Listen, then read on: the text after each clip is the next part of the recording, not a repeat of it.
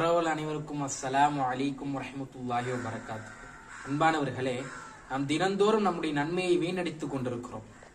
உதாரணத்திற்கு சொல்கின்றேன், நாம் கஷ்டப்பட்டு நம்ம குடும்பத்திற்காக உழைக்குகின்றோம் என்று சொன்னால், நம் குடும்பத்திற்காக ராப்பகால உழைக்குகின்றோம், நம்முடைய சம்பளத்தை வேறொரு இடத்திலே கொடு என்று சொன்னால் கொடுத்து விடுவோமா? கிடையாது. ஏனென்று சொன்னால் அது நம்ம கஷ்டப்பட்டு உழைத்தது என்று சொல்லுவோம். அதுபோல்தான் அன்பானவர்களே, நாம் தினந்தோறும் கஷ்டப்பட்டு அமல் செய்கின்றோம். புறம் பேசுவதின் காரணமாக நம்முடைய நன்மையை நாம் வீணடித்துக் கொண்டிருக்கிறோம். யார் ஒரு மனிதன் புறம் பேசுகின்றோமோ அவருக்கு நம்முடைய நன்மை போய்விடுகிறது அன்பானவர்களே.